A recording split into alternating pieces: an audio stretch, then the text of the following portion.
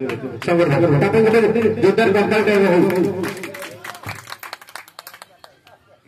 जगन्नाथ नमस्कार समस्त को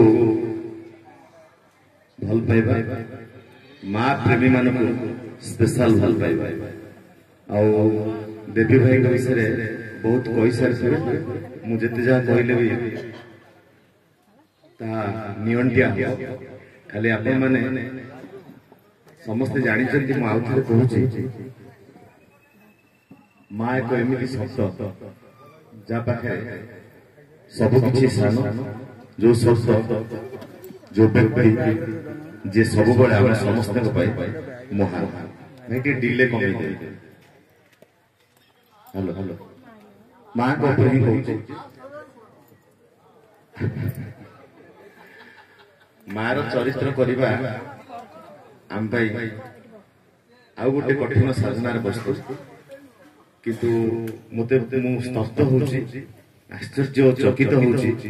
जे समस्ते मांकर श्राद्ध करंती मांकर के प्रतिमूर्ति करे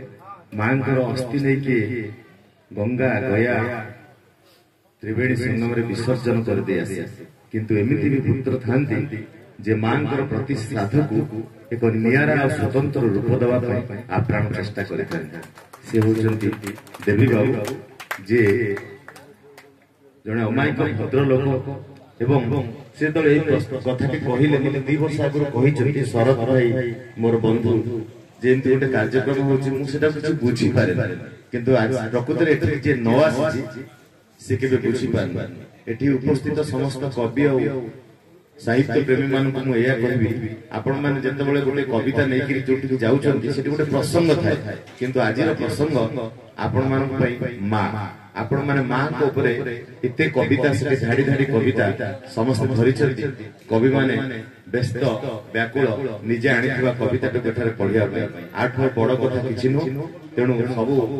मातृ प्रेमी कवि मान उपस्थित सज्जन मंडली मोर भल पाइबा एवं वास्तव माँ भली महान पवित्र शब्द एवं माँ ठारू बड़ ए दुनिया रे किछि नहीं तेणु से माँ आम समस्त भल पाइबा को द्विगुणित कर कार्यक्रम मु बहुत खुशी अच्छी एवं आपण मान निहाती आशा करिवे जे कारण आपण मान एठी जेते साहित्य कहले कविता कहले मु आपण मान संगे पारिबेनी कारण आपण मान सब होचंदी शब्द रे ध्वनि आपण मान छंद लय कविता ए सब रे आपण सिद्धहस्त समस्त पारंगम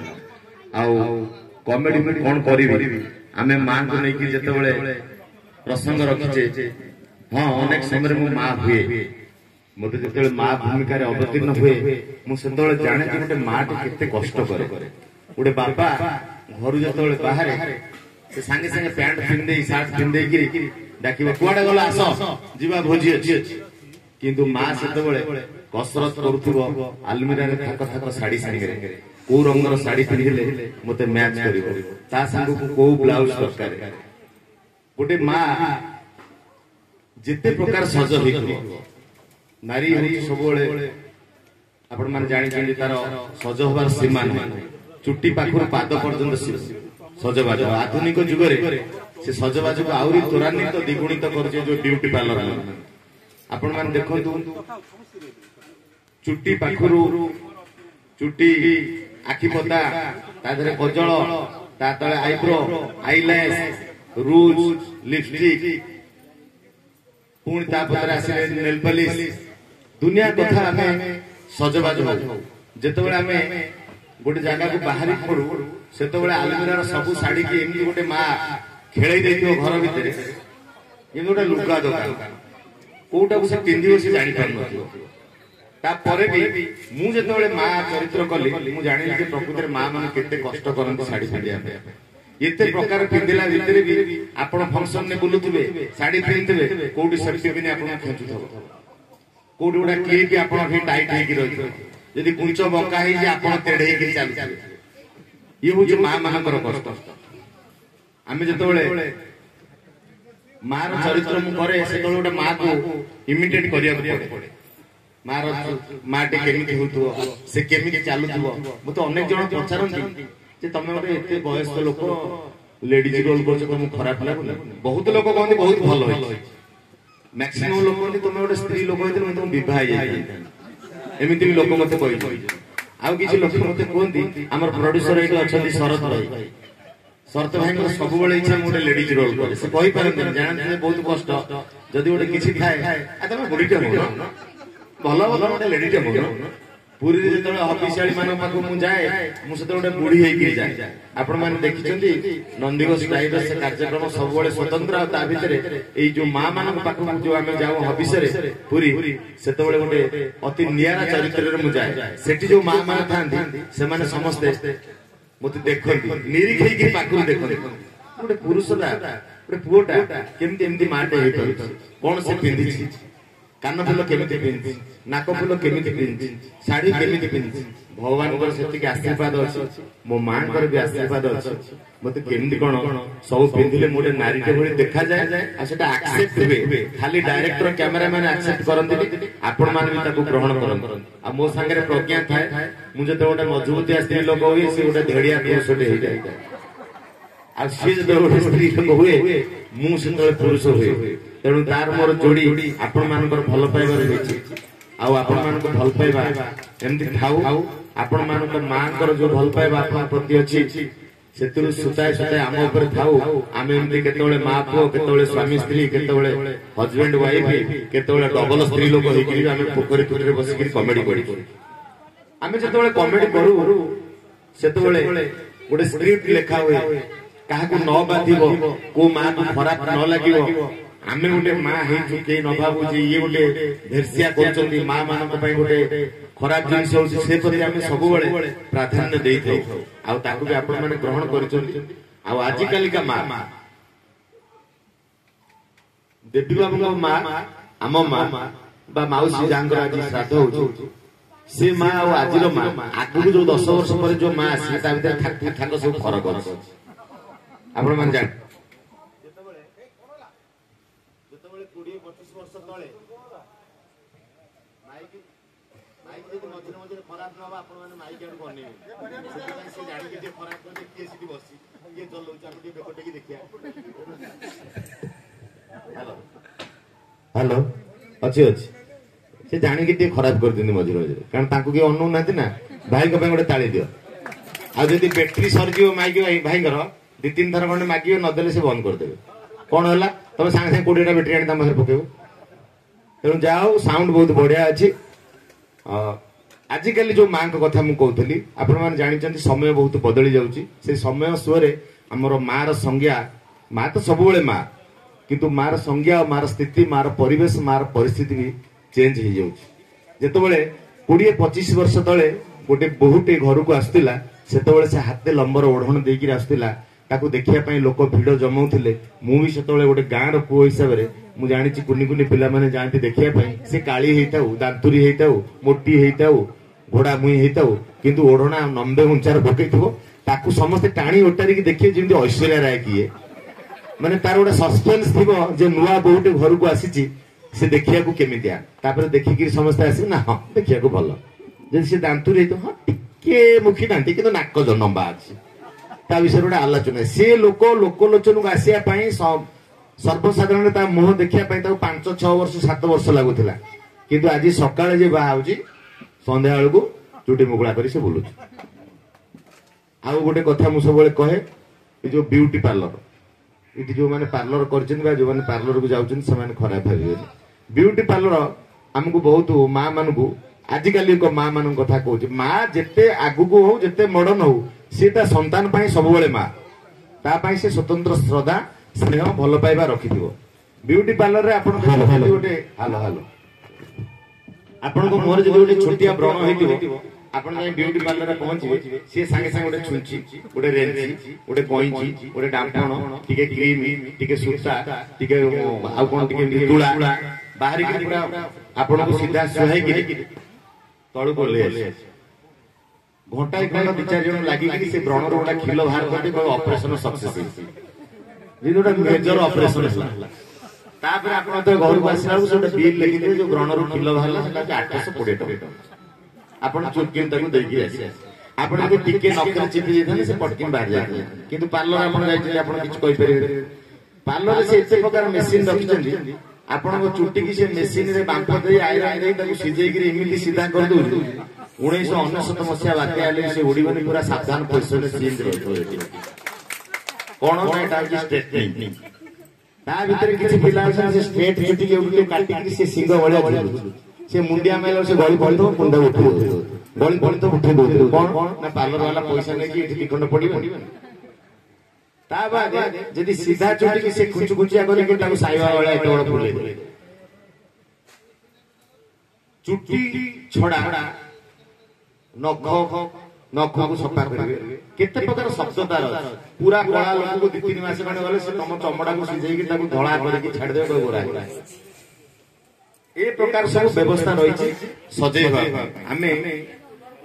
ବିୟୁଟି ପାର୍ଲରକୁ ଏଇଥିପାଇଁ ଯାଉଛେ ଆମେ ବିୟୁଟି ହବା ପାଇଁ କିନ୍ତୁ ଯେତେବେଳେ 20-25 ବର୍ଷ ତଳକୁ ଗୋଟେ ଜାଗାକୁ ଆମେ ଯିବା ମୁଁ ଜାଣିଛି ମୋ ବୋଉ କଥା ମୋ ବୋଉ ଗୋଟେ ନାରୀ ସେ ବି ମା ସେ ସିଧା ସଳଖ ଗଛରୁ ତୋଳା ହଉଥିବା ନଡିଆ ତେଲକୁ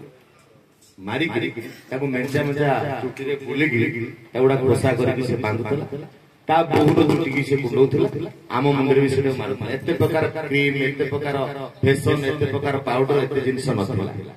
ଆଜିକାଲି ତ 1000 ପ୍ରକାର ଆପଣ ବାଥରୁମ ଭିତରକୁ ଯିବେ ଯେମିତି ଗୋଟେ ମେଡିସିନ ଷ୍ଟୋର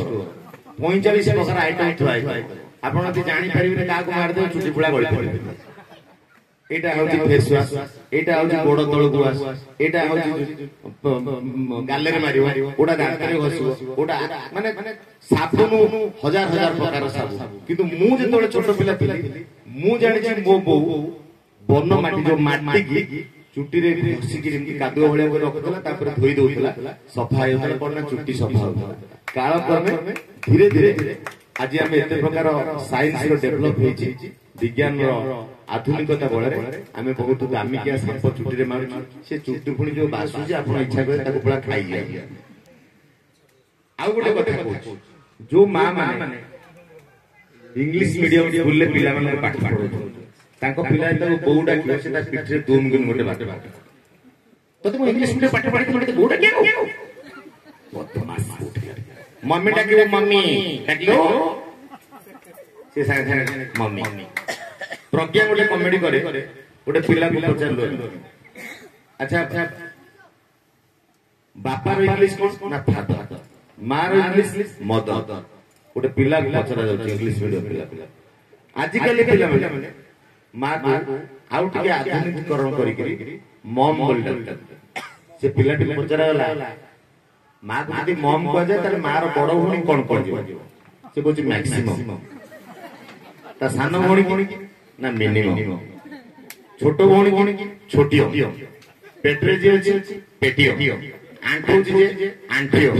ଦୌଡୁଛି ଯେ ଦୌଡିଅ ମାର ସଂଜ୍ଞା ଏମିତି ବଦଳି ଯାଉଛି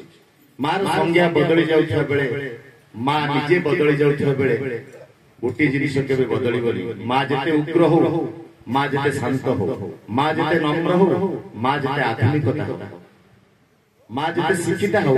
ବା ଅଶିକ୍ଷିତା ହଉ ମା ମଣିଷ ହଉ ବା ପଶୁ ହଉ ମା ବୃକ୍ଷ ହଉ ବା ପକ୍ଷୀ ହଉ ସବୁବେଳେ ତା ସନ୍ତାନ ପାଇଁ ତା ହୃଦୟରେ ଅନେକ ଦୟା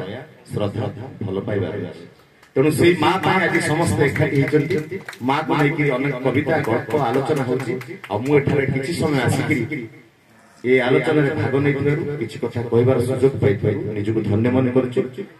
ମୋର ବ୍ୟସ୍ତତା କାରଣରୁ ଟିକେ କେନ୍ଦ୍ରାପଡ଼ା ଯିବାର ଅଛି ମୁଁ ରହିପାରୁନି ମୁଁ ନିଜକୁ ନିଜେ ଏଇ ମଞ୍ଚରେ ପ୍ରତିଶ୍ରୁତି ଦଉଛି ପ୍ରତ୍ୟେକ ବର୍ଷ ଏଇ କାର୍ଯ୍ୟକ୍ରମରେ ମୁଁ ସାମିଲ ହେବାକୁ ଚେଷ୍ଟା କରିବି ନିଶ୍ଚିତ ଯାହାଙ୍କ ନାଁ ଦେବି ସେ ସବୁବେଳେ କିଛି କିଛି ଦଉଥିବେ ନେଲେ ସେ କଥା ଛାଡ଼ନ୍ତୁ କିନ୍ତୁ ତାଙ୍କ ନାଁ ଦେବି ତେଣୁ ସେ ବର୍ତ୍ତମାନ କହନ୍ତି ମୋ ହାତରେ ମୁଁ କିଛି ଦବାକୁ ଚାହୁଁଛି ମଞ୍ଚରେ ସମ୍ବର୍ଦ୍ଧନା ଆକାରରେ ଏଇଟା ଆହୁରି ଗୋଟେ ବଡ ଭାଗ୍ୟ ତେଣୁ ମୁଁ ସେ କାମରେ ସାମିଲ ହେବାକୁ ଚାହୁଁଛି ଏବେ आमे दुई जन संबर्धित प्रतिभा अछंती जो मानकर भाग्य जे शंकर भाई को हातरु से माने संबर्धित हेबे सेति भाई बोधे से मान रहि जाइतिले विश्वनाथ पटनायक पीयूष विपासु दास एभो मंच को स्वागत करू छै तबे मार शब्द रे आउट के विवरण को अपन को करबा चाहिए मोर गोड कविता माध्यम रे यदि आप परमिशन देबे ममतार हळदी बसंत ममतार हळदी बसंत गतराती छड़ ताकू करिछि अतीत ममतार हळदी बसंत जितेबले मां हजी जाए आकाश रे जितेबले मां हजी जाए पवन रे जितेबले मां हजी जाए पंच महाभूत रे सेतेबले पुओ खोजु थाए झुरु थाए किंतु से झुरीबा सरे नाही कारण मृत्यु तो चिर सत्य आमे खोजिबा झुरीबा सत्य मां इतिहास को मने पकेबा जो इतिहास रे आमे मां सहित जड़ित थिले सीति पैके शब्द उच्चारण एबे पीयूष विपासु दास विश्वनाथ पटनायक को मंच को आमंत्रण करिवे प्रकाशिका पार्वती महापात्र मंच को आसबे शरद भाई सन्यास भाई सरदार समस्त आसन सामना को एटिके सुन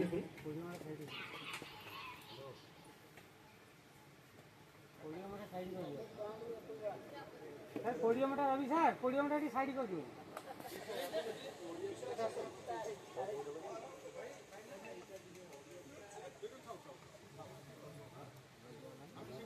हाँ,